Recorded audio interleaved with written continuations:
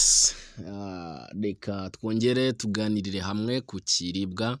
Ikiribwa kandi cy'ingenzi, ikiribwa benshi bazi ariko ku rubyiruko rwa nonaha rukaba rutazi neza icyo kiribwa. Reka duhurize hamwe ibitekerezo kuri bamwe bashaka gukora subscribe, mukore subscribe mukanda aho hari akazogera gatukura, maze abakora comment mukore comment, mugire icyo mutuganiriza kuri iki kiribwa, maze abandi nabo mukurikirana ikiganiro mwumve neza uru rubuto icyo rwatumarira cyangwa se icyo rwakumarira, maze ukomeze ugire ubuzima bunejeje. Ni ikiganiro ubuzima bunejeje mugezwaho nanjye Shata Mukazi, nkuko dukomeje gukurikirana iyi channel. Uyu mwanya mbazaniye imboga bita ibisusa. Ibisusa ni iki? Ibisusa ni imboga zera ku mwungu cyangwa se zera ku madegede, zikagira indabyo z'umuhondo. Izi mboga zikunze kuribwa na bamwe bakunze kwitwa abo mu giturage cyangwa se abo mu cyaro. Nyamara ariko kandi izi mboga ni nziza cyane ku bantu bashaka kugira uruhu runoze, uruhu rworoshye. Ntibivuze ko rugabanya imyaka ufite, ahubwo rutuma ugira umubiri unoze, umubiri unyereye, maze kandi rukongera imbaraga mu mubiri kuko rwibitsemo amazi menshi, amazi afasha umubiri.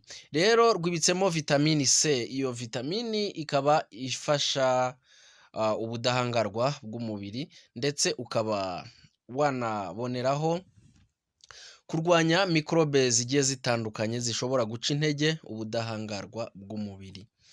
Ni hamwe rero dukomeje turebera hamwe ibyiza by'ibisusa, tunababwira uko bishobora gukoreshwa cyangwa se uko wabirya, maze dukomeze tunezezwa n'ibiryo turya cyangwa se imboga turya. Ababizi neza izi mboga cyangwa se utu turabyo tw'umuhondo twera ku bisusa, ababashije kurya ubunyano barabizi, babizi neza kuko bafataga utwo turabyo tw'ibisusa bakatuvanga n'izindi mboga, ubwo bakaba babirya. Ibyo tuzagenda tubiganiraho mu biganiro by'ubutaha, ariko kuri uyu mwanya ndabagezaho byinshi cyane ku bisusa. Ibisusa birinda uruhu koko nkuko nakomeje mbibabwira. Ntabwo kurya ibisusa bigabanya imyaka ufite, ahubwo muri byo habonekamo ibisukura umubiri byinshi bituma uruhu rudasaza no kutazana imvi imburagihe. Niba rero ubona imvi zawe zikomeje ziza imburagihe, gerageza ukoresha ibisusa cyane nk'imboga, kuko ibisusa kandi byifitemo vitamini C ituma ibisebe bikira vuba, ndetse iyi vitamine C ikaba yongera umubiri ingufu z'ubudahangarwa mubiri, ntupfe kurwara indwara ziterwa na mikorobe, cyane cyane ibicurane. Niba rero ukunda nanone kurwara ibicurane bya hato na hato, gerageza ufate imboga zawe z'ibisusa maze ubiteke ubirye, kuko biragufasha. Ibisusa birinda indwara ya kanseri. Mu by'ukuri niba uba wakwikekaho kuba warwara kanseri cyangwa se kuba urwaye kanseri, gerageza ukurikize ibi bikurikira. Ibisusa bikungahaye, bikaba birinda kanseri n'indwara z'umutima. Bibonekamo vitamini A igira uruhare rukomeye mu kurinda indwara z'amaraso, cyane cyane kutareba neza iyo bwije no guhuma bizanwa n'izabukuru. Rero niba ufite imyaka y'ubukure, niba ufite imyaka iri hejuru, gerageza ukoreshe ibisusa kuko biragufasha, bikongerera n'imbaraga. Ibisusa byongera intangangabo.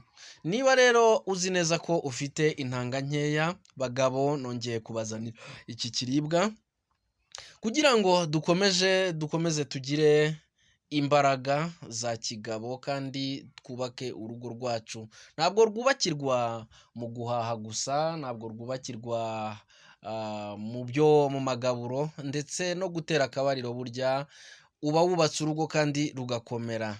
Yes, kurya ibisusa rero byongera umubare w'intanga zikorwa ku munsi, bityo bikongera umugabo amahirwe menshi yo kubyara ndetse bikarinda indwara zinyuranye zifata amabya, uruganda rukora intanga. Yes. Reka dukomereze hamwe rero tuvuga ku bisusa. Ibisusa byongera amashereka no gukomera kw'amagufwa. Rero niba ufite amagufwa yoroshye kandi se nawe mubyeyi wonsa, gerageza rwose ukoreshe ibisusa.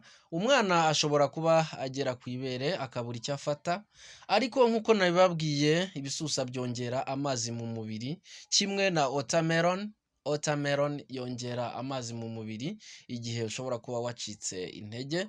Gerageza rero ushakashake ibisusa maze ubiteke nk'imboga zawe ugiye kurya, bizakongerera amashereka wowe mubyeyi ndetse kandi nawe wumva ko ufite amagufwa yoroshye. Koresha ibisusa kubera ko ibisusa byifitemo calcium, phosphore n'imyunyungugu byongera amagufa n'amenyo gukomera. Yes, amenyo nayo ajegajega cyangwa se amenyo avungagurika, ni byiza ko wajya ukoresha ibisusa. Ibisusa ni byiza cyane nshuti zanjye. Ibisusa bishobora kugufasha mu buryo wowe utazi, uburyo bumwe n'ubundi, ariko ushobora kuba utabikoresha. Kuri uyu mwanya rero umenye umumaro w'ibisusa, gerageza ubikoreshe. Alright. Nk'uko bikungahaye kuri iyi calcium rero, ni byiza ko umugore wonsa kuko bizamufasha igipimo cya calcium, bityo umubiri ugakora amashereka ahagije. Ibisusa bikunze kuboneka mu gihe cy'imvura, ariko no mu gihe cy'izuba biraterwa bikavomererwa, hakaba haterwa inzuzi ziva mu gihaza gikomeye zabanje kumishwa ku izuba. Alright. Komeza rero uryoherwe n'ibiganiro ngenda mbagezaho, kandi ufite ibitekerezo wabitugezaho ubicisha muri comment, ugakora like ndetse ugakora subscribe kugira ngo ibi biganiro nyine bijye bikomeza bikugeraho. Ni Shata Mukazi kandi mbifurije kugubwa neza n'ibihe nk'ibi dukomeje tuganirira hamwe. Rero ni byinshi cyane nakomeje mbabwira ku bisusa.